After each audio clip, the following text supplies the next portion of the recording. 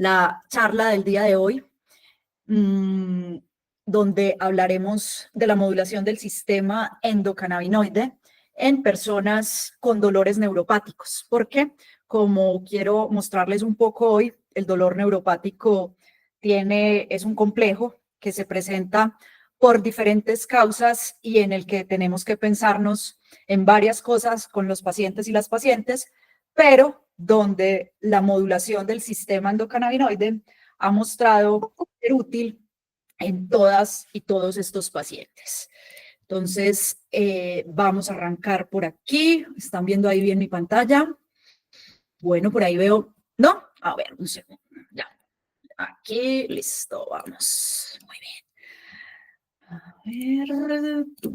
Perfecto. ¿Ahora sí la están viendo bien? ¿Sí? Listo. Sí, perfecto. Bueno, a todas que están por allí en Argentina, la Fabi, que la extrañábamos en nuestros últimos webinars, muy bienvenida como siempre. Tenemos hoy por allí personas conectadas de aquí, de nuestro país, pero tenemos el grupo de Argentina que siempre nos acompaña. México también por ahí está presente y ahorita miraremos quiénes más están hoy. Principales que nos hemos trazado en Grupo Curativa es conservar estos espacios de educación donde el último jueves de cada mes traemos un tema en el área de humanos y los lunes del mes en el mundo de la modulación del SEC en veterinaria. Y probablemente les contaremos de unas actividades extras que tenemos en el segundo semestre que de verdad queremos que nos acompañen porque queremos traer unas conferencias nuevas que son temas que no se hablan y que realmente van muy avanzados y tener esta herramienta por ahí escondida ya no debería ser así, sino que debería llegar a todas las personas que lo necesiten. Vamos a entrar un poco en algunas definiciones en dolor neuropático y un poco también entender la dinámica de lo que hemos tenido en este primer semestre en Grupo Curativa. En febrero, que fue la primera charla, hablamos de los cannabinoides menores con énfasis en cannabigerol. Está la charla en el canal de YouTube que los invitamos a que la vean. Realmente hoy les mostraré un par de diapositivas donde ya hay estudios donde el CBG tiene también mucho papel en pacientes de diferentes tipos de dolor y no solo lo que digan los estudios, sino lo que en la clínica, como siempre, hemos ido mostrando y mirando con nuestros pacientes. Tuvimos posteriormente en el mes de marzo todo el tema de generalidades en dolor, que también está en el canal de YouTube. Y el mes pasado tuvimos la charla con la doctora Sara Arbeláez. Hoy tenemos esta y si no estoy mal en junio, tenemos otra de dolor en todo el tema de artrosis y dolor osteomuscular. ¿Por qué nos fuimos en todo el primer semestre con el tema de dolor? Porque para nadie es un secreto que es un complejo ya, esto no es solo un síntoma, sino que ya se va constituyendo como en un síndrome que finalmente en nuestra práctica clínica, independiente de la especialidad que tengamos, todos veremos pacientes con dolor. Hay estudios y hay diferentes revisiones donde se menciona que de los pacientes y las pacientes que buscan cannabis con fines medicinales, el 70% lo hacen por cuadro de dolor. Y de ese 70%, un porcentaje muy grande es por dolor lumbar. Ahora, en el tema de dolor neuropático es quizás uno de los cuadros clínicos donde hay más evidencia y ahorita les voy a explicar un poquitico por qué. Para hacer unos conceptos básicos y por qué la importancia de este tema, recordar simplemente que el dolor neuropático se define como esa alteración estructural y funcional de ese componente somatosensorial del sistema nervioso. Recordemos que en general este dolor ocurre en ausencia de un estímulo nocivo y podrá ser espontáneo de forma continua o paroxística en sus características temporales o ser desencadenado por estímulos mecánicos o térmicos, ¿vale? Recordar que en el dolor neuropático aparecen unos síntomas positivos y unos síntomas negativos. Dentro de los síntomas positivos están las parestesias, el dolor espontáneo y el dolor evocado. Y dentro de los síntomas negativos, en estos pacientes hay déficits sensitivos en todas las modalidades y aparecen allí la hipoanestesia y la hipoanalgesia. Importante, dos de los síndromes de dolor crónico más comunes que hoy tenemos en la práctica médica son la fibromialgia y el dolor neuropático. Y por eso yo hablaba dolores neuropáticos y es porque el enfoque, si bien en la modulación del sistema endocannabinoide es similar, habrá cambios en el resto de manejos que tengamos que aportarle a estos pacientes. Las causas más comunes hoy de dolor neuropático están asociadas a diabetes mellitus, a VIH-Sida, herpes zóster, esclerosis múltiple, compresión de nervios espinales y fármacos contra el cáncer. Los más comunes que más han relacionado son cisplatino y vincristina. Y por otro lado, también en el contexto del paciente de cáncer está la radioterapia. Recordar que el dolor neuropático central se puede observar hasta en un 8% de los pacientes posterior a un accidente cerebrovascular, o sea que es importante tenerlo presente, y aproximadamente un 30-50% de los pacientes con lesión de médula espinal tienen dolor neuropático. Y esa cifra en un país como el nuestro, que ha sido tan azotado por la violencia y donde tenemos una cantidad de jóvenes y adultos con lesiones de médula espinal, es importante pensar en esto. Y el otro grupo de pacientes es que de cada 4 pacientes con esclerosis múltiple, 1 va a tener dolor neuropático. Más allá que el dolor neuropático, lo que es más frecuente son los síndromes de dolor mixto, y es lo que más vemos nosotros en la práctica clínica. Y esto involucrará un mecanismo de dolor neuropático y un dolor no neuropático. El ejemplo de esto son las radiculopatías lumbares o las radiculopatías cervicales.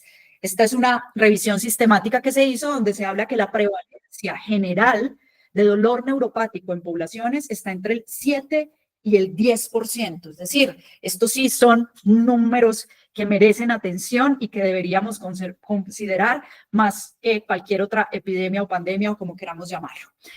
Pero aquí es importante también que del total de pacientes con dolor crónico, el 20 a 25% es por un dolor neuropático o por ese complejo de dolor neuropático.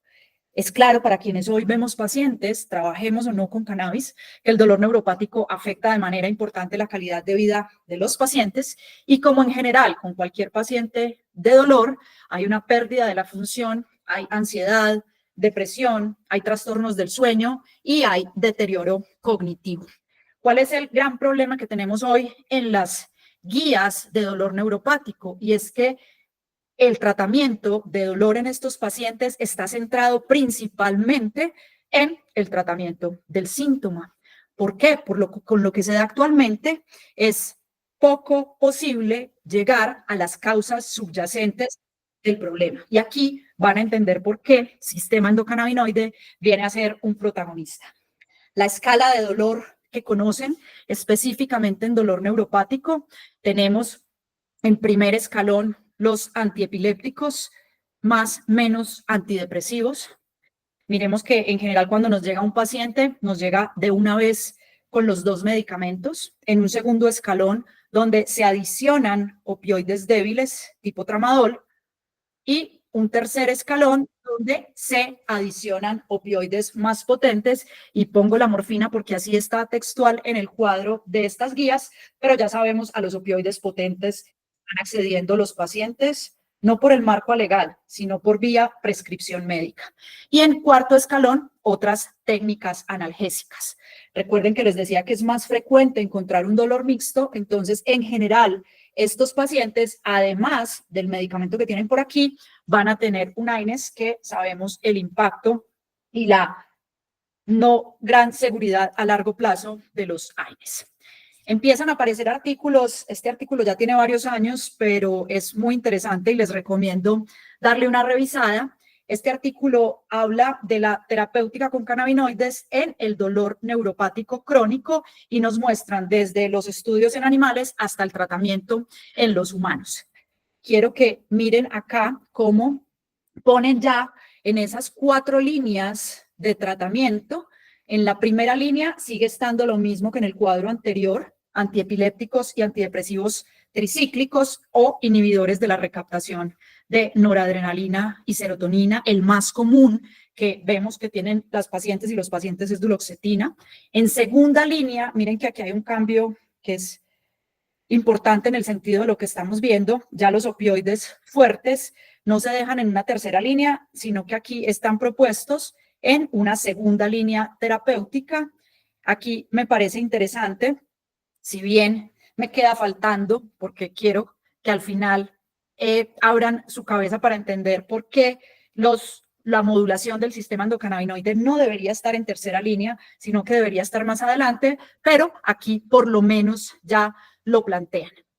Ponen en cuarta línea los inhibidores de la recaptación selectiva de serotonina y en cuarta línea, miren todas las otras cosas que se proponen acá. Toxina botulínica, metadona, lamotrigina, lacosamida, tapentadol, lidocaína tópica y capsaicina tópica. También me llama mucho la atención que esto quede en una cuarta línea cuando sabemos que el trabajo con los receptores vaniloides tipo 1 es fundamental en estos pacientes y que esta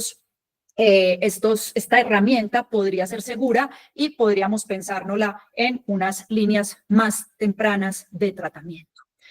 Con ese panorama y teniendo en cuenta la primera línea de tratamientos que les mostré donde no está sistema endocannabinoide, recordemos que solo 1/3 de los pacientes que sufren dolor crónico experimentan una reducción del 50% en su dolor utilizando exclusivamente los medicamentos mencionados en las guías y protocolos. Y esto es dolor crónico en general, pero cuando entramos al dolor neuropático, hoy de cada 2 pacientes con dolor neuropático, 1 no responde a lo que proponen las guías y el otro responde parcialmente. Eso hace que estemos ante una necesidad clínica insatisfecha. Y lo otro que tenemos aquí es que en estos pacientes que se manejan esta línea de medicamentos, la aparición de efectos adversos graves va a disminuir mucho más esa potencia posible del medicamento que se propone. ¿Por qué? Porque el paciente no va a ser capaz de alcanzar la dosis que se recomienda y quizás sea un tratamiento con una dosis subóptima. Finalmente, lo que tenemos hoy son unas estrategias terapéuticas que son insuficientes. ¿Y qué se propone? Que el pobre resultado que hoy se tiene está relacionado con lo que les decía ahorita. Los medicamentos que hoy se usan en dolor neuropático están dirigidos simplemente a los síntomas y no hay un impacto importante en algunos de los mecanismos fisiopatológicos relevantes. ¿Y a qué quiero pasar ahorita? Luego un poco de estos números y estas estadísticas, y es que la modulación del sistema endocannabinoide se debe considerar como una herramienta bastante prometedora. Y creo que cada vez lo hemos ido mencionando en las charlas que vamos liderando y haciendo que se realicen desde Grupo Curativa, es abrir nuestra mente no solo a ese sistema endocannabinoide, sino a ese gran endocannabinoidoma, que recuerden, en palabras muy sencillas, es ese sistema endocannabinoide, lipidoma y microbioma. Les invito a que le den una revisadita a este artículo porque explica esto de manera maravillosa. Y yo simplemente les quiero dar como una versión 1 del sistema endocannabinoide y una versión 2 potenciada, que es a lo que quiero que entren hoy porque les voy a hablar de algunas sustancias que quizás muchos no conocen. Si nos vamos a varios años atrás, en mi caso y en el de muchos de los que lideran el tema en los países y lo han venido estudiando, cuando arrancamos a mirar ese sistema endocannabinoide, teníamos esa claridad de esos precursores que cada vez les vamos dando más importancia, que son los ácidos grasos ubicados en nuestras membranas, esas enzimas que permiten que cuando se necesita un endocannabinoide, este se produzca, y los primeros endocannabinoides de los que nos hablaron fue anandamida y el 2-acilglicerol. Nos hablaron también de esos receptores CB1 y CB2 como protagonistas principales de este sistema y nos mencionaron unas enzimas de degradación que en este caso la hidrolasa de ácidos grasos se encarga de degradar la anandamida y la monoacilglicerol lipasa se encarga de degradar el 2-AG.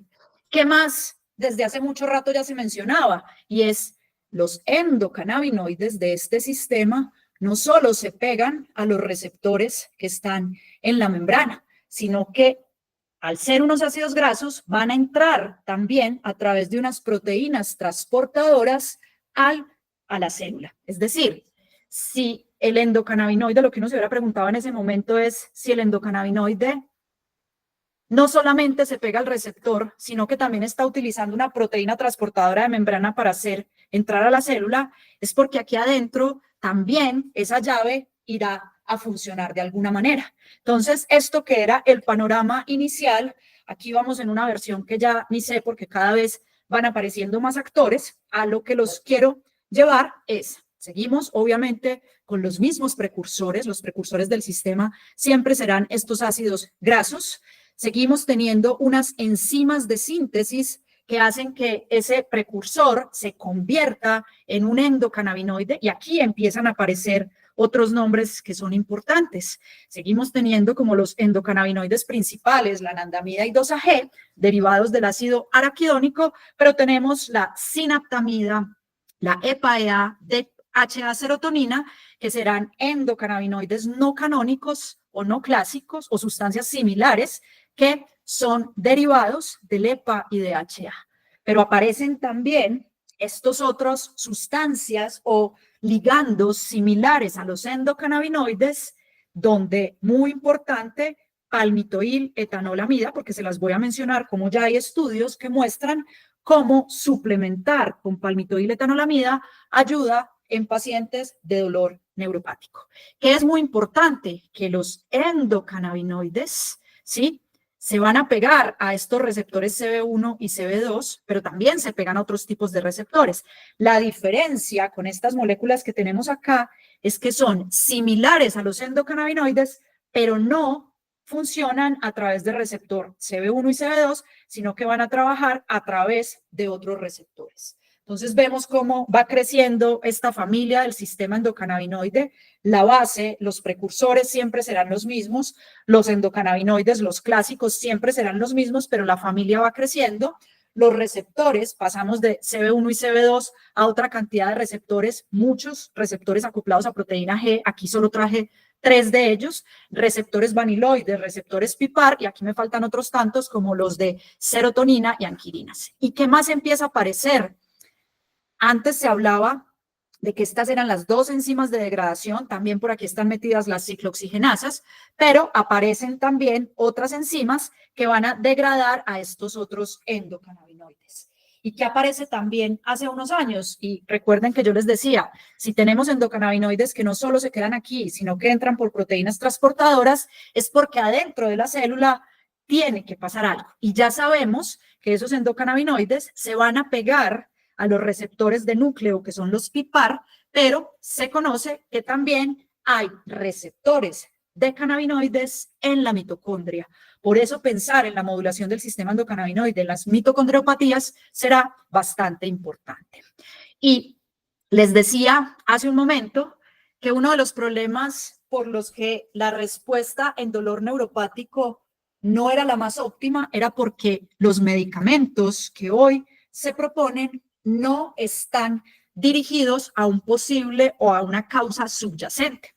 Cuando entendemos que el sistema endocannabinoide está desconfigurado o se está expresando de una manera diferente en el dolor neuropático, entendemos por qué entrar a modularlo aquí es estratégico. ¿Qué pasa en el dolor neuropático? Hay una reactividad de las células de la glía, ¿sí?, habiendo un aumento de astrocitos y microglía junto a las neuronas, especialmente en la médula espinal dorsal, ¿sí? ¿Qué se conoce hoy? ¿Qué está haciendo ese sistema endocannabinoide en el contexto del dolor neuropático? Va a haber una mayor expresión de receptores CB1 y CB2. Recordemos que los receptores CB2 en general se expresan en muy bajo nivel, pero van a estar aumentados, podría yo afirmar, en todas las condiciones donde hay inflamación, es decir, en casi todos los seres humanos, pero en dolor neuropático sabemos que hay aumento de los receptores CB2, también hay un aumento del receptor CB1, y recordemos que cuando el CB1 se está aumentando es porque está diciendo, al igual que el CB2, entre por aquí, que aquí hay algún mecanismo para ayudarme a modular. ¿Qué va a pasar allí? ¿Sí? Si bien hay un aumento de los 2 receptores, vamos a tener un aumento también de las enzimas de degradación. Entonces, esto hace que yo tenga muchos receptores, pero que tenga muy bajitos endocannabinoides, sobre todo anandamida. Eso nos invita a que si esa configuración es a un exceso de receptores y no haya ligandos, pues lo lógico es que yo empiece a modular este paciente con ligandos de afuera, que en este caso serían los fitocannabinoides. Y la otra característica, como en cualquier paciente con un dolor crónico, es que hay un aumento en los mediadores proinflamatorios. Y recordemos ese impacto importante que tiene el sistema endocannabinoide para disminuir las citoquinas proinflamatorias cuando me voy por la vía de la microglía en el M1. ¿Qué hay entonces en los diferentes tipos de neuropatía? Tenemos hoy que la neuropatía diabética afecta a más del 50% de los pacientes con diabetes mellitus. Y esto es una muestra clara de la falla de los programas de control, porque si no hay un control adecuado de la diabetes, es imposible poder ayudarle a estos pacientes. Y creo que en eso los sistemas están fallando, porque todos conocemos que un paciente con diabetes va a sus programas, pero se toleran unas hemoglobinas glicosiladas súper alto y poco se hace en manejo integral. En Estados Unidos, miren estas cifras, obviamente ellos son los que más tienen cifras y no es que hagan mucho, pero simplemente traigo estos números porque ellos tienen 34 millones de personas con diabetes, es decir, 17 millones estaríamos hablando de una neuropatía diabética periférica. Sabemos que se caracteriza por ser un daño en nervios periféricos que va a ser en forma de guante por unos niveles de azúcar elevados en estos pacientes. ¿Cuáles son los fármacos aprobados por la FDA? Pregabalina, duloxetina, no cambia mucho de lo que vemos en las generalidades, y tapentadol. Cuando entramos a Canaquis, que es una herramienta de las que les hemos hablado siempre, miren específicamente en dolor neuropático todos los estudios que hay. No está aprobado, como en la mayoría de situaciones, hay un par de guías clínicas, pero creo que los resultados hablan por sí solos de la positividad que tenemos allí. Y muy interesante, neuropatía diabética, miren que cuando uno revisa la mayoría de estudios que nos están diciendo, es casi un 50% donde lo que le están dando al paciente son extractos con más THC, y ese otro 50% se divide mitad y mitad en extractos equilibrados, iguales cantidades THC-CBD o más CBD. Pero esto nos sigue mostrando lo que venimos hablando hace mucho tiempo, y es que cuando nos meten el cuento que el CBD es el de dolor, la misma evidencia ya nos está diciendo que eso no es real. En la polineuropatía inducida por drogas, también se afectan los nervios periféricos que controlan sensibilidad y movimiento en brazos, piernas, manos y pies. ¿Cuáles son los fármacos que de manera más común pueden llevar a esta polineuropatía? Quimioterapéuticos, los antirretrovirales, sobre todo los que se usaron en el principio de la epidemia, está un poco más acá, que todavía hay unos que se usan, algunos antibióticos, y muy importante pensar en los anticonvulsivantes como medicamentos que causan dolor neuropático. Y para quienes vemos niños con epilepsias refractarias, casi nunca pensamos en este posible efecto secundario de los antiepilépticos. En este momento, la FDA no tiene aprobado ningún tratamiento específico para esta polineuropatía. Y miren también el mismo ejercicio que hice para la causa anterior, lo que nos van mostrando estos estudios, ¿vale? Polineuropatía inflamatoria. ¿Qué hay en los estudios? Muy interesante, y ya empiezan a ver más resúmenes de lo que hace allí el sistema endocannabinoide y la modulación a través de esta planta, ¿sí? Anandamida, THC, CBD, beta-cariofileno, limoneno han demostrado producir potentes efectos antiinflamatorios y analgésicos en modelos preclínicos. ¿Y por qué? Porque van a actuar a través del receptor CB2, TRPV1 y PIPAR. También sabemos que el THC va a actuar a través de ese receptor CB1, que me faltó por aquí anotarlo. Neuropatía periférica, quise más que traer los otros números que pueden ser más impactantes en las diapositivas anteriores, y aquí simplemente les pongo lo que ya se va conociendo en el tema de cannabis. ¿Qué se sabe en neuropatía periférica? Que todos los receptores del sistema los podemos involucrar en el manejo, pero no solo los específicos, sino toda esa otra familia de receptores que les mostré en esa imagen más avanzada del sistema endocannabinoide. ¿Qué van a hacer aquí esa modulación del sistema? No solo tratar el dolor, sino tener efectos neuroprotectores que puedan ayudarnos a prevenir o a disminuir la progresión del daño nervioso asociado a esa neuropatía periférica.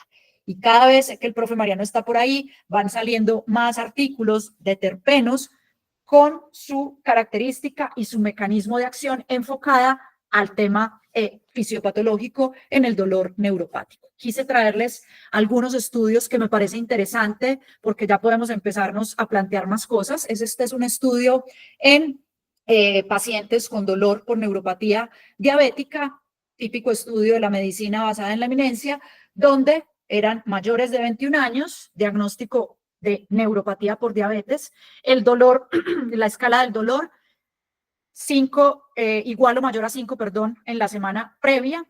Las mujeres solo podían entrar al estudio posmenopáusicas con tubectomía, histerectomía o que estuvieran usando 2 métodos anticonceptivos. Esto que me parece complejo en los estudios y estamos planteándonos un protocolo, pero no quedaría con esto. Y es que se le dice al paciente que no puede consumir cannabis previo al inicio del estudio y que acepte no consumirlo. Esto creo que hay que cuestionarlo muchísimo. Sé que para los investigadores y los que hacen toda la parte metodológica es compleja, pero pedirle a un paciente que consume y que esto le está ayudando, que lo deje por ingresar a un estudio, es dejar a mucha gente por fuera. ¿Qué tenían que hacer en este estudio? Hacer un lavado de gabapentina, pregabalina o duloxetina 7 días antes, ¿sí? No AINES, no paracetamol, 2 días antes del estudio, consentimiento informado y un diario por 29 días.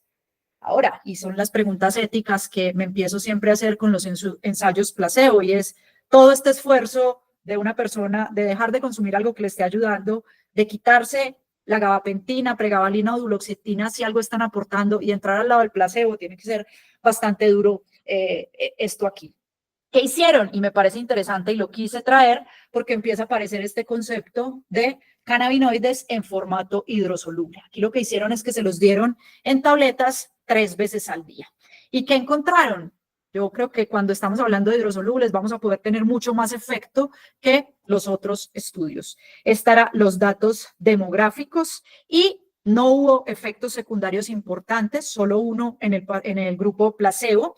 La reducción del dolor fue estadísticamente significativa, hubo mejoría del sueño y se favoreció todo en los pacientes tratados con este CBD hidrosoluble y hubo una mejoría clínicamente significativa en la calidad de vida de estos pacientes. Este es otro estudio muy bonito. Miren que aparece una que les dije en esa versión 2 del sistema endocannabinoide, que es la palmitoil etanolamida. Dieron 600 miligramos día por 8 semanas y lo que se quería en este estudio era evaluar la seguridad, la tolerabilidad y la eficacia de esta formulación. El estudio demostró que la palmitoil etanolamida redujo el dolor neuropático periférico diabético y la inflamación y además mejoró el estado de ánimo y el sueño de estos pacientes. Este me gusta y lo traje también porque es inhalado, ¿sí? Obviamente lo pusieron en unos VAP, pero es un estudio en 16 pacientes donde lo que hicieron fue 4 sesiones, cada una separada por 2 semanas, y aquí cada paciente pasó por cada grupo. Entonces, uno era placebo, uno era dosis bajas, 1% de THC, el otro una dosis media, 4% de THC, y el otro una dosis al 7%. Hicieron todas las evaluaciones iniciales del dolor espontáneo, del dolor evocado y pruebas cognitivas y les dieron en aerosol, los cannabinoides o el placebo y midieron la intensidad del dolor y las puntuaciones subjetivas de euforia, lo pongo entre comillas, no me quedó muy claro cómo la midieron. Los midieron a los 5, 15, 30, 45 y 60 minutos y luego cada 30 minutos durante las primeras 3 horas. Realizaron también estas pruebas cognitivas en estos tiempos. Para entrar al estudio había que ser mayor de 18 años. Cuando yo leo glucemia estable y me ponen que es una glicosilada hasta 11%, me rasco un poquito la cabeza, con razón hay tanto dolor neuropático. Se mantenían con dieta o régimen estable de tratamiento por al menos, es decir, en esos 3 meses previos no habían hecho ningún cambio en su tratamiento, presencia de dolor espontáneo y evocado, y tener ya unos meses con el antecedente de la neuropatía diabética periférica. ¿Qué encontraron en este estudio con un grupo pequeño? Miren que el cannabis inhalado mostró una reducción significativa y dependiente de la dosis en el dolor espontáneo y evocado. La dosis más alta, 7%, fue la más efectiva, con una disminución promedio del dolor en un 70%. Euforia en todos los pacientes que usaron dosis alta. Somnolencia, la somnolencia, si me la pintan como efecto secundario, dándolo en la noche en el paciente, para mí es un efecto terapéutico, siempre me dejan esa duda los estudios. El impacto cognitivo, dicen que las dosis altas, es decir, esta misma del 7%, afectaron modestamente la memoria y la atención, especialmente en esos primeros 120 minutos. Y aquí hago mucho énfasis en que nadie piensa en la memoria del paciente con dolor, ¿sí? Entonces, que la tienen ya también afectada muchas veces.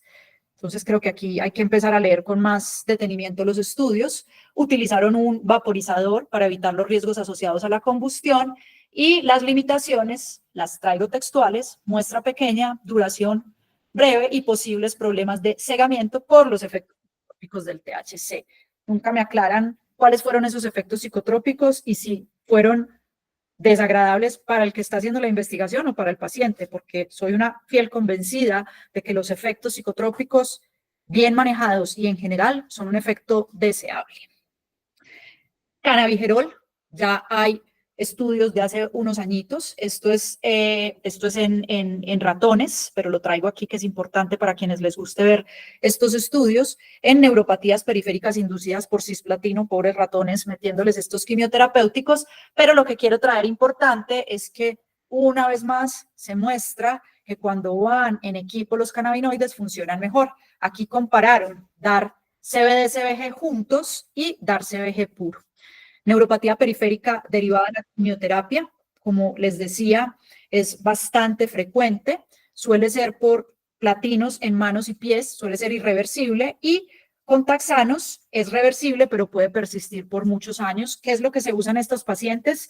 Antiepilépticos y antidepresivos, como en general en los dolores neuropáticos, pero tener en cuenta que lo que les mostré en esa diapo inicial, que es ir un poco a ese sistema en este contexto, y es como el receptor CB1, los vaniloides del 1 al 4 y las de serotonina están muy implicados, y modularlos es importante en estos pacientes. ¿Cuál es el mensaje para pacientes que van a quimioterapia? No lo dejemos para cuando el dolor aparezca. Obviamente también va a ayudar, pero casi que paciente, antes de que inicie quimioterapia, deberíamos estar pensando en cannabis, no solo por el dolor neuropático, sino por todo lo que nos puede aportar. Este es un estudio que hicieron también en unos pobres ratones, donde también los cargaron con cisplatino y les dieron este tipo de ratios: uno con solo CBD, un 1:2, un 1:1, un 2:1 y uno con solo THC. Y obviamente, ¿qué se van a encontrar? Que el CBD puro tenía muy poco impacto en la reducción del dolor por cisplatino, pero que cuando ese CBD estaba en los otros extractos, así fuera a las mismas dosis, iba a ser mucho más efectivo. Hablaron también de cuáles eran los terpenos importantes acá: beta-cariofileno y alfa-humuleno, y hubo mejoría en los niveles de fuerza, más en los que recibieron el extracto botánico completo a los que recibieron el compuesto puro. Conocemos, y aquí lo plantean, que el THC va a actuar a través de ese receptor CB1, acuérdense que está muy aumentado en estos pacientes, y esto aquí es lo que va a hacer una inhibición retrógrada, que es lo que hace que se reduzca la liberación de neurotransmisores y esa excitabilidad neuronal que es característica de estos pacientes. Entonces, esta es la parte fundamental del THC, porque es el que es importante en la inhibición retrógrada, y también el THC va a ser importante, aquí sí del lado de CBD, como agonista del receptor TRPV1, que sabemos que es fundamental y también cambia su expresión en dolor neuropático. Este es en un grupo de pacientes con cáncer que iban a someterse a tratamiento y recibieron extractos de CBD o aceite de CBD 2 veces al día, comenzando un día antes del inicio de la quimio, 54 pacientes, y hablan de cómo atenuó los síntomas tempranos de esta neuropatía sin preocupaciones de seguridad. Obviamente siempre llamaremos la atención que si fue efectivo solo el CBD, seguramente si lo damos en vía hidrosoluble será más efectivo y necesitaremos menos dosis. Y si lo damos como extractos de planta completa, casi que con seguridad vamos a tener esos resultados. Este estudio tiene unos años, pero es interesante y es en un grupo grande de pacientes en Israel, donde demostraron cómo el desarrollo de neuropatía periférica era menor en pacientes con quimio expuestos a cannabis y que además era menor el desarrollo cuando lo empezábamos antes. Hay muchos estudios que han examinado los efectos bioquímicos del THC y del CBD purificados y pocos se han centrado a esos efectos del extracto de planta de cannabis de espectro completo, ¿sí? Entonces, ¿cuál es una conclusión que sale de este artículo?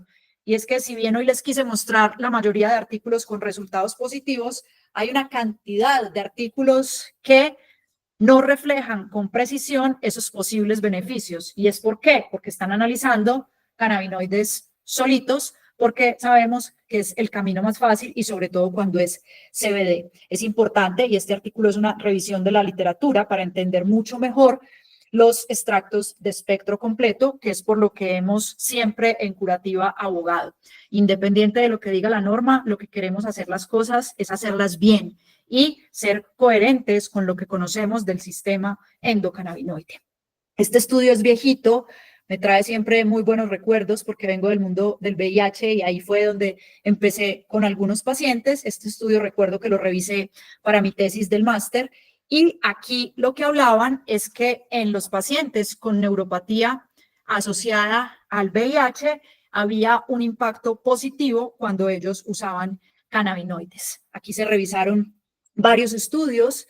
Para ese momento, 2010, no tenemos todos los avances que hoy hay en antirretrovirales, donde la adherencia es mayor, donde los efectos secundarios son menos, incluido la dolor neuropático, pero traigo la estadística de acá, ¿sí? Yo quisiera saber el impacto que hubo en VIH con pandemia y creo que lo que pasó en Colombia y en otros lugares fue que se aumentó porque todos los programas se descuidaron y cuando se aumentan las incidencias y prevalencias, obviamente todas las complicaciones derivadas de una condición clínica van a aumentar. Aquí en esta revisión sistemática evaluaron la efectividad clínica de varios analgésicos para estos pacientes y los tratamientos que demostraron mayor eficacia fueron cannabis fumado, capsaicina tópica y factor de crecimiento humano recombinante. Y estos tratamientos, que son los que se dan usualmente, no son superiores al placebo.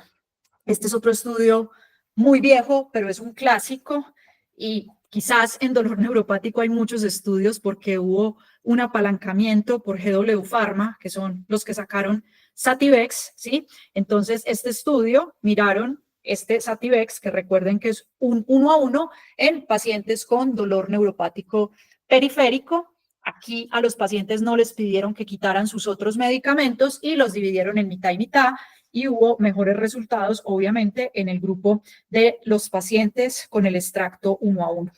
Que es interesante en este estudio, y hay un par más que muestran lo mismo, es que a estos mismos pacientes los evaluaron un año después y seguían con ese efecto analgésico del extracto sin haber tenido que subir las dosis y no se mostraban síntomas de toxicidad.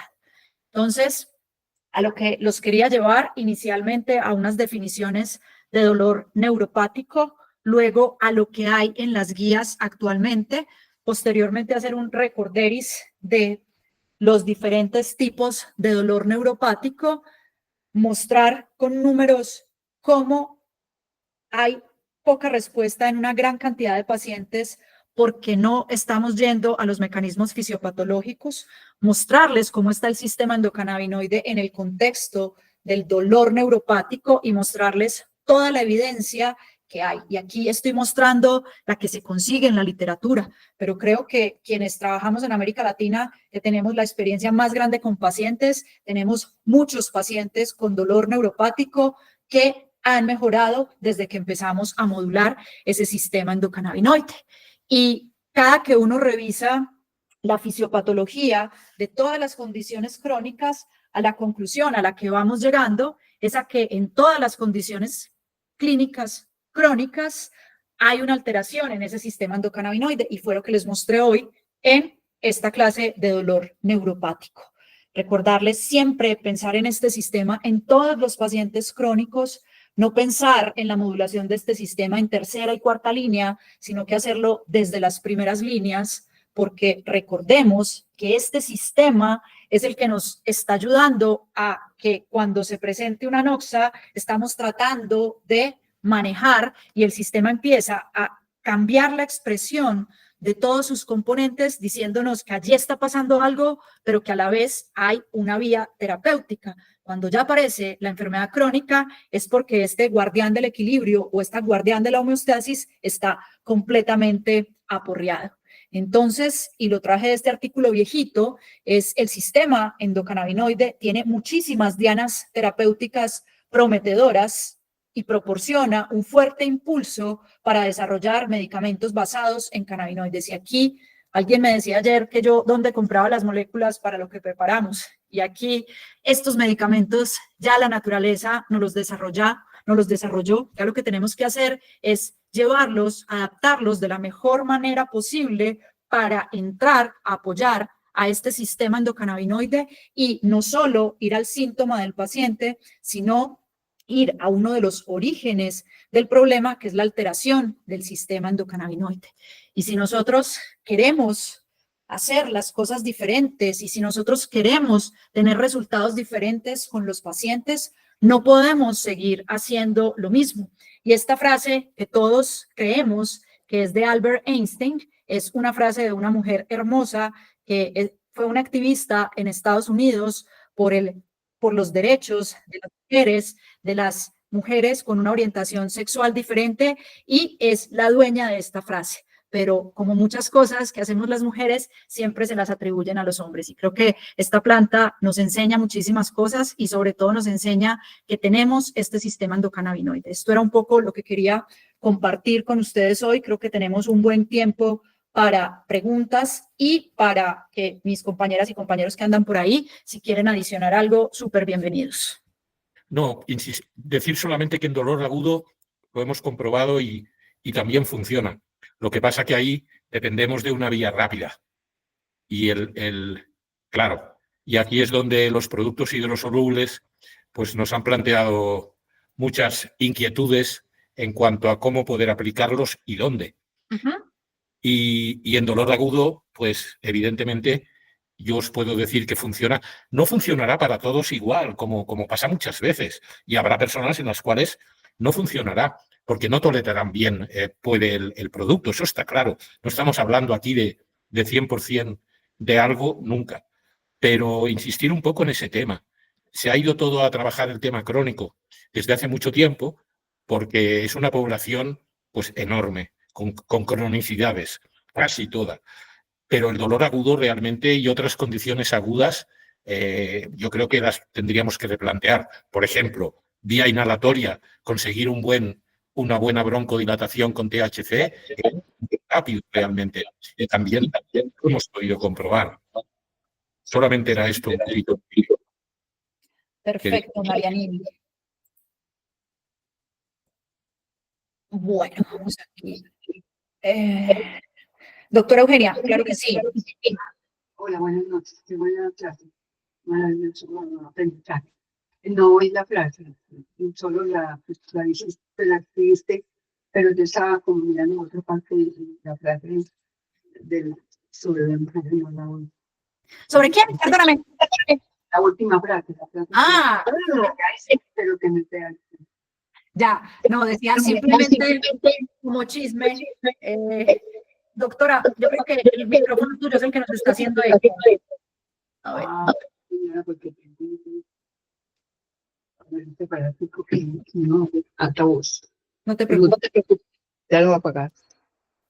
No, simplemente lo que les quería mostrar al final, que me gusta a veces poner frases, que es que la frase que todos pensamos que es de Albert Einstein, de que para que las cosas salgan distintas no podemos hacer las cosas de la misma manera, no es de él, es de esta otra mujer, y creo que en dolor neuropático aplica como en todo lo que hacemos, y es que estamos haciendo las mismas cosas que nos enseñaron hace muchos años, nosotros no, porque por algo estamos aquí, pero los resultados siguen siendo los mismos. Cuando uno revisa en todos los temas que manejamos nosotros, en lo crónico, en epilepsias refractarias, el porcentaje de fracaso sigue siendo el 30% hace 30, 40 años, a pesar de que se hayan desarrollado nuevos medicamentos. En dolor neuropático, el porcentaje de fracaso es el 50%, y es porque estamos simplemente enfocados a los síntomas y no a uno de los problemas, que en este caso es la modulación. Y comparto plenamente lo de Mariano, y lo estamos ya trabajando duro desde escribirlo para irlo visibilizando, y es que el cannabis en el paciente crónico debería ser primera línea la modulación del sistema. Y en el paciente agudo ya hay que pensarlo mucho más. Nosotros lo usamos porque lo tenemos aquí al alcance de la mano, pero realmente en el imaginario de todos los médicos que medianamente han ido teniendo un acercamiento, el cannabis, incluso desde muchos de los profesores que hablamos de esto, lo dejan para tercera y cuarta línea en el paciente crónico. Esto demuestra claramente que están enfocados es simplemente a ser prescriptores, pero cuando uno se vuelve conocedor del sistema endocannabinoide, sabe que la modulación tiene que ir desde la primera línea, y eso no quita que lo puedas mezclar con otras cosas, ¿sí? Yo creo que en un paciente con dolor hay que apostarle a lo que sea, ¿sí? Con tal de resolverle, pero el cannabis debería estar ahí, y ya que tenemos el tema de los hidrosolubles, para mí la vía hidrosoluble, sea oral o sea nebulizada, es maravillosa para responderle a un paciente en el manejo agudo, porque el tema, o en la agudización en un paciente crónico, porque ¿cuál es el problema que tenemos con los aceites? Que en una crisis aguda se va a demorar un rato para actuar, ¿cierto? Entonces, es importante tener esta disponibilidad por acá. Bueno, entonces ahí viene otra pregunta, que es, en un paciente con una diabetes que acaba de darse cuenta que es diabético hace como un mes, y tiene, pues sí, de una insulino dependiente porque dio unas glicemias 300, y bueno, se le hizo un seguimiento y por ahí, 300 a 400. Y mucho dolor en una pierna, solamente. Ah, bueno, y la neuropatía distal de los dedos de los pies, como dedos dormidos. En ese, ¿cómo se empezaría la dosis? Ok, súper. Yo, después de revisar como estos artículos, cada vez me convenzo más que vamos por el camino que es al proponer siempre extractos de planta completa, y no sé, pues aquí cualquier respuesta puede ser válida, pero yo creo que me parecería interesante utilizar un extracto equilibrado, tipo los de Sativex, el 1.08 a 1, pero tener THC hidrosoluble, ¿sí? Para momentos donde haya más crisis. ¿Por qué me estoy tirando tan alto arriba en CBD en el extracto 1 a 1? O también pensaría en 1-1-1, que es con CBG, porque recordemos el impacto que tiene en la parte metabólica el CBD y el CBG. Y si ese paciente debutó con un 300 por ahí, esas glicosiladas deben estar bien voladas hace mucho rato, y sería interesante también ayudarle en esa parte metabólica. Creo que mi opción en él sería un 1-1-1 y tener rescates con THC. No sé qué recomiendas ahí, Marianino, Fabi, que está por ahí, o Sara. THCV, obvio, Fabi. Ya va a llegar desde tu tierra, que me contaron que tienen un extracto súper bueno con THCV, pero claro, porque el THCV también nos ayuda en todo lo metabólico. Hay un estudio reciente que salió de CBD y THCV en metabólico que es muy interesante. Pero para empezar, con lo que tenemos hoy disponible, doctora Eugenia, me iría un extracto 1-1-1 y tener hidrosoluble de THC en rescates. Dale, Marianín. Y la tetrahidrocannabivarina nos reduce el apetito.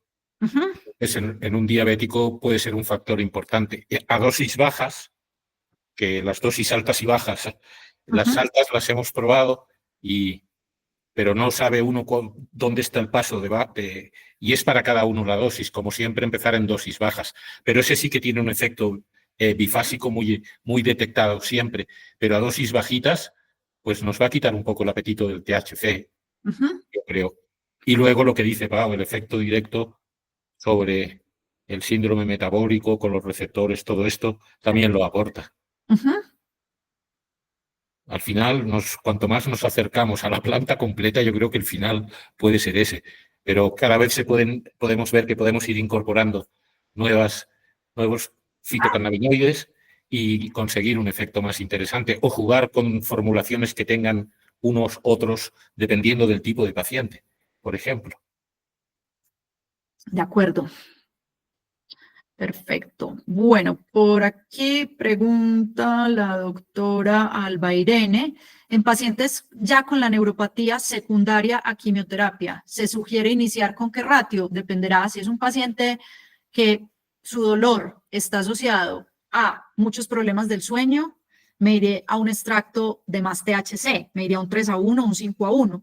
Si este dolor está muy asociado a problemas de ansiedad, probablemente me vaya a un extracto de más CBD, pero casi que sabiendo que es secundario a quimio, me iría más THC de entrada, doctora Alba Irene, pero si quiere nos cuenta un poquito más, si quiere abrir su micrófono para tener más detalles y poder ver por dónde nos vamos.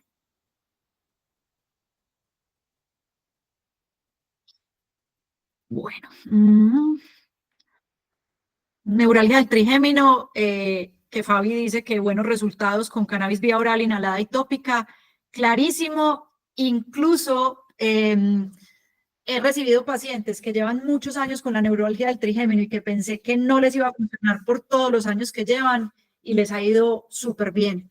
Entonces creo que es una esperanza para esos pacientes que realmente es poquito lo que tienen. Obviamente, como en todos, entre más rápido empecemos mejor. Pero si tenemos todas esas vías, como la tienes tú, para tópica oral inhalada, maravilloso. THCV sí, queda claro. Beta-cariofileno, como lo mostraron esos estudios. Si el extracto es mitad THCV y mitad THC, qué bonita pregunta. También puede ayudar a reducir el apetito, además del dolor.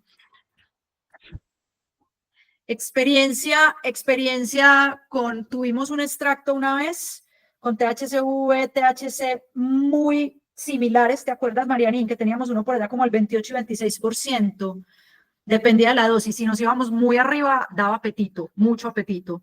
Si era bajito, no daba apetito. Entonces, ahí tendremos que tener más experiencia con más pacientes. Estás en silencio, Mariano. Va muy bien a veces.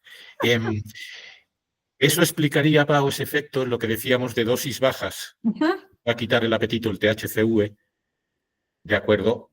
Y que tenga más afinidad que el THC por el receptor CB1, que yo no lo he visto exactamente descrito nunca. ¿Vale? Coincidiría. Dosis bajitas, el THCV bloquea receptor CB1 y tiene más afinidad que el THC. Cuando nos vamos arriba,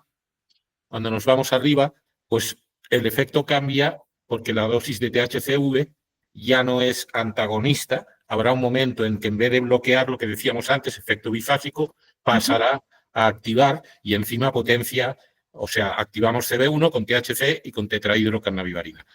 Es una teoría de ciencia ficción, pero con este relato se me ha ocurrido ahora, en este momento, ¿vale?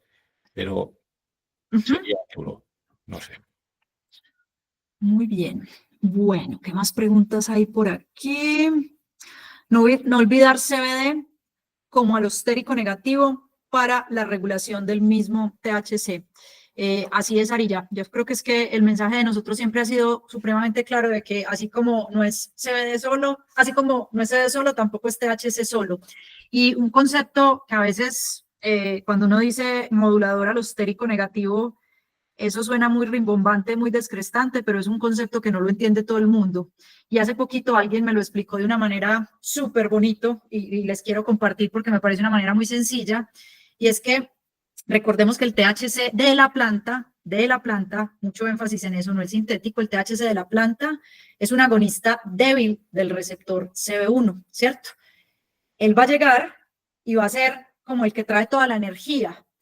Y el alostérico negativo, que va a ser el CBD, es como si se pegara aquí a un lado y es como el que regula esa entrada de energía. Entonces, el CBD per se no se va a pegar y va a ser agonista del receptor. Por eso es que en muchas condiciones el CBD en dolor solo no sirve. Él va a servir, ¿por qué? Porque va a permitir que ese corrientazo que llega con el THC solo entre más modulado. Le va a hacer como un, ¿cómo se llama para los músicos? Esto que usan los músicos para afinar, se me olvidó, problemas del THC, para que todo esté nivelado. Diapasón. Exacto. Entonces, lo que es un modulador alostérico es eso, llegar y evitar que ese corrientazo sea tan duro y modularlo un poquitico más. Pero él no va a hacer nada si está solo. Y creo que a muchas de las personas que están hoy acompañándonos se dieron cuenta cuando probaron solo CBD que en dolor no funcionaba lo suficiente. Y exacto, es básicamente como por todo esto. Fabi, esto es pregunta, que si uso la palmitoid y la etanolamida, todavía no lo he usado en ningún paciente. Sé que la está usando, el que más la ha usado del grupo nuestro es Diego Cruz en Chile, pero aquí no me he hecho tampoco ni el trabajo de buscarla. para ver como precios y demás, porque como nosotros aquí es tan asequible tener THC, tener CBD, tener CBG, quizás todos estos estudios que salieron de palmitoil y de otras cosas es como entrando a modular el THC, entrando a modular el sistema sin tocar THC. Pero creo que países como Argentina y como nosotros, que tenemos disponibilidad de todos los extractos, de todas las formas, estamos yéndonos por el camino que aprendimos de entrada. Además, porque entiendo que la PEA es muy costosa, por lo que pudimos analizar alguna vez en plataformas para comprarla. Creo que el tratamiento salía 1000 veces más caro que dar cannabis. Claro, gracias, me imagino. Así es. Bueno, ¿alguien tiene alguna otra pregunta? Yo tengo una pregunta. En un paciente yo debo regularizar vitamina D, vitamina C, en fin, lo que yo le vaya encontrando por kinesiología, o con cannabinoide tengo. No. THC más CBD. No, o sea, sabemos que funciona de alguna manera, pero cuando vemos que esa modulación puede ser desde muchas más formas, tenemos que apostarle también a todas esas otras herramientas. Aquí, ¿qué es para mí el factor más importante? La economía del paciente. Sí, también hay que pensar que el paciente pueda ponerse todo, pero si solo recordamos dónde está el sistema endocannabinoide, tendríamos claro que tener magnesio, potasio y calcio es fundamental en los tratamientos, sobre todo magnesio y potasio, porque son los principales para regular esa membrana celular. Y acordémonos que el sistema endocannabinoide está ahí en esa membrana y está inmerso en esa matriz, en esa matriz extracelular, perdón. ¿Qué se ha demostrado también? Que el sistema endocannabinoide, para que funcione mejor, es interesante suplementar con omega 3. La vitamina D también tiene un papel súper importante en el sistema endocannabinoide, ¿sí?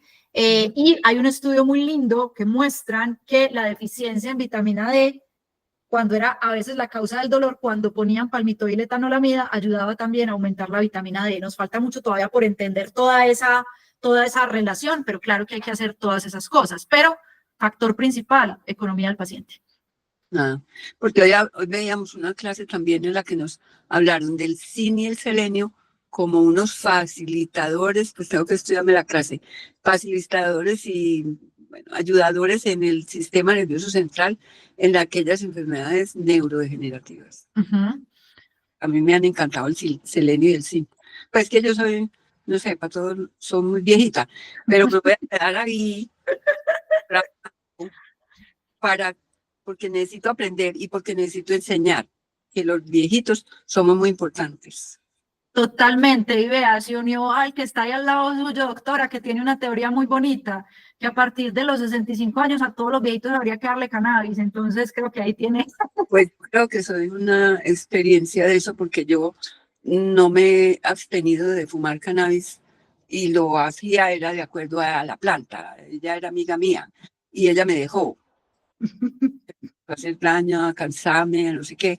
Y yo ahora estoy retomando ya con las goticas, pero tengo que ir prudente, aunque yo no diría que, como decíamos antes, marihuanera, pero me ayudaba mucho para estudiar.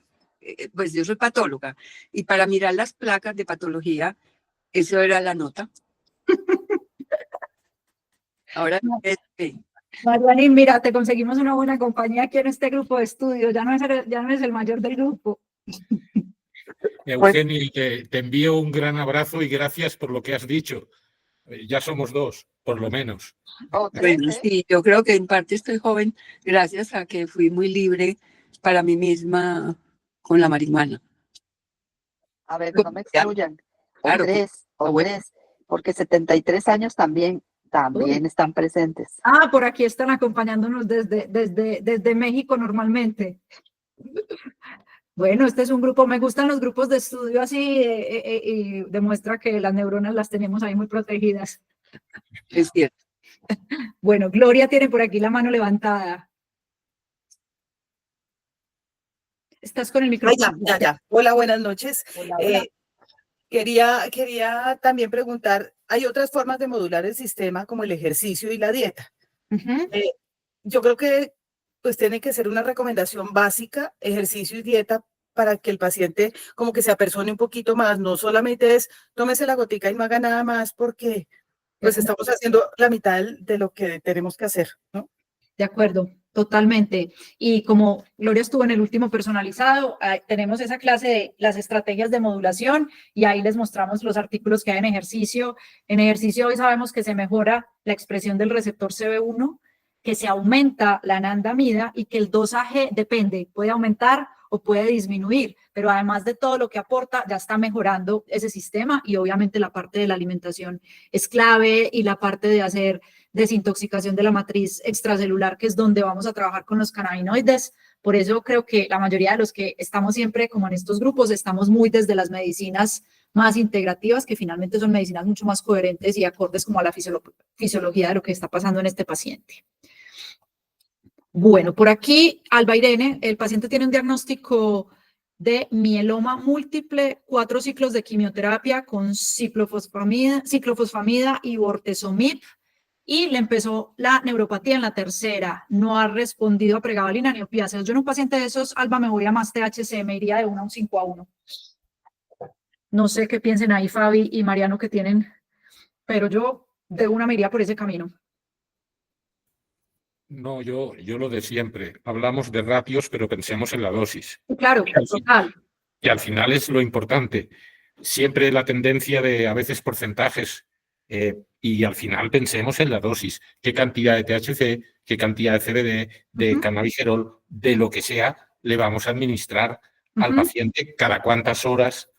Y por eso siempre con Pau pues insistimos también en dosis bajas iniciales. Aunque tengamos un periodo de tiempo, a veces hasta llegar a la dosis mínima eficaz, la que empieza a funcionar. De acuerdo. Pero eso sí tenerlo claro, ¿de acuerdo? Y por eso lo que siempre insiste Pau y lo que siempre tienen realmente, y pocos lo exponen, los productos con los que trabajamos aquí. Realmente la información que tienen es la que se debería exigir a cualquier producto. Yo creo que quizá falta alguna cosa, pero se podría poner algo más. Pero insisto en esto porque al final lo que le vayamos a dar al paciente es lo que va a tener o no el efecto. ¿Vale? Sara. Hola, buenas noches. Pau, yo con esa paciente me iría como más a un equilibrado. Siempre les decimos, y es muy importante, pregúntele al paciente si ha tenido contacto con la planta, qué piensa de la planta, qué creencias tiene, porque a veces le vamos a dar cannabis a un paciente que no quiere, que no le gusta, que no cree, entonces ahí empieza como a perderse la relación médico-paciente. Entonces, preguntarle si está de acuerdo, si está bien. Yo me iría a un equilibrado y me iría con CBG sí o sí.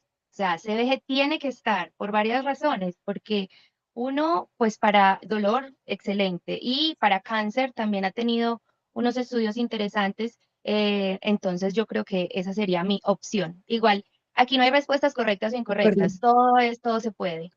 Sí, me parece bien y la reflexión sobre el CBG es súper importante y creo que lo que va a marcar ahí, Saris, la diferencia entre el uno o el otro, entre que vamos a más THC de entrada a un equilibrado, va a ser probablemente la experiencia previa. Si a mí una persona me dice que lo ha consumido, que lo ha tolerado bien, es un paciente en el que menos miedo me da irme a más THC. Si obviamente es una persona que está llena de miedos, o ha tenido experiencias previas negativas, que también aquí hay que hacer mucho énfasis en algo, y es que cuando nos digan que han tenido una experiencia previa negativa con cannabis, preguntemos cuál fue esa experiencia y con qué producto. Sí, porque a veces nos quedamos con que no, y muchas veces nos pasó hace un par de años en Colombia que la experiencia negativa era con extractos altos en CBD y la gente pensaba que era que se estaba trabando y no era que se estaba trabando, era que hacían hipotensiones e hipoglicemias. Sí, entonces es clave preguntar y la típica es si fue en el contexto de comérsela, que sabemos que esa es la mayoría de experiencias negativas que tienen pacientes. También en un país como este es si se la fumó, ¿qué se fumó? Sí, recordemos que estamos en un país que produce una marihuana hermosa, pero que lo que le llega a la mayoría es lo que se vende en el barrio Antioquia, que es una marihuana muy mala. Entonces, también no es dejar como mala experiencia previa con cannabis, no, ¿qué es esa experiencia para usted para poder también de esa manera hacer educación? Pero eso que dices es fundamental, preguntarle todo al paciente. E incluso, si el paciente de entrada le dice a uno que no, déjelo que él va buscando el camino, pero tampoco volvernos los que los queremos convencer, porque esos pacientes tienen una mala experiencia muchas veces de entrada. Eso es lo difícil. ¿Cómo? Creo que es un poquito difícil porque como la gente tiene una, bueno, conmigo yo creo que la gente me dice que sí, pero la gente tiene una predisposición negativa. Ay, no, yo no me voy a trabar, ni riesgos, qué miedo y qué miedo de no hacerlo. Doctora, y también nos ha pasado que esperan trabarse con la primera gota. Sobre todo personas, me ha tocado adulto mayor que me dice, y me voy a trabar, y sí, y cuando se toman la gota, ay, pero yo no sentí nada. Entonces también está del otro lado y es bien interesante. La experiencia de cada persona es fundamental a la hora de escoger la medicina, la dosis, las veces en el día, todo. De acuerdo. Eso es muy importante. Y hay una cosa que es muy interesante cuando hay mucho miedo, y es algo que yo empezaba a hacer en el consultorio. Yo la verdad es que a mí los pacientes no me llegan con miedo, porque todos me llegan buscándome para que les dé cannabis. Entonces, sí, pero en general al que no hace esto, sí va a ver. ¿Qué hago yo con algunos de esos pacientes? Tengo hidrosolubles en el consultorio y les doy un poquito de agua, obviamente explicándoles con el hidrosoluble. Y durante la consulta, como el hidrosoluble, el efecto es muy rápido, 10, 12, 15 minutos por la vía oral, el paciente le va a decir a uno, no sentí nada. Entonces también es quitarle ese miedo de que no porque va a usar cannabis se va a sentir colocado necesariamente. Obviamente sabemos que si al hidro yo le voy subiendo la dosis de THC, pero también es que el paciente, esa es una manera muy bonita de educarlos y de que quiten ese miedo, dárselos ahí en la consulta. Ah, muy bueno, buena idea. ¿Sabés lo que yo, por ejemplo, también me buscan por cannabis, y eso soy médica clínica? Y lo que hago es, la mayoría de la consulta es explicarles que esto va a tardar, que no va a ser un efecto inmediato, como un ibuprofeno, como una aspirina, que puede tardar hasta 15 días en hacer efecto. Vamos titulando 2 veces por día, en general yo hago eso, con una sola gotita de un extracto macerado que tiene muy baja concentración, y vamos subiendo cada 3, 4 días, cada una semana, depende del paciente, con una comunicación. Y generalmente les digo que no les va a pasar nada antes de los 15 días. Entonces ya bajamos la expectativa, porque eso hace que no sientan ni efectos adversos ni efectos beneficiosos. Y de repente dicen, uy, duermo mejor, me duele un poco menos, y lo van notando de semana a semana. Y eso es muy importante la explicación. Y lo que uso mucho del cannabis también es porque en general estos pacientes llegan así a tanto dolor también por la falta de ejercicio, por alteraciones en la alimentación. Entonces, necesitamos que no tenga dolor para poder iniciar un tratamiento de actividad física y empezar a cambiar algunos hábitos, tanto del sueño como de la alimentación, que con dolor no se puede. De acuerdo. De acuerdo, súper. Bueno, creo que no hay más preguntas por aquí. Bueno, muchísimas gracias por acompañarnos hoy. Qué rico todo esto que se dio al final, que creo que eso es lo más importante de estos espacios. Recuerden que todas las charlas las estamos subiendo al canal. Nada, el otro mes tendremos otra de dolor y para el segundo semestre, además de la programación que tenemos, vamos a tener una muy especial que con tiempo los convocaremos porque necesitamos que haya una masa crítica, que es un tema que van a ver que es hermoso. No quiero que se me salga hoy, pero es una población a la que le debemos algo y con esta herramienta terapéutica tenemos una cosa muy linda. Así que a descansar, doctora, usted está estudiando muy juiciosa con varias clases hoy y aquí todos somos como nerdos todo el tiempo. Un abrazo muy fuerte y feliz noche.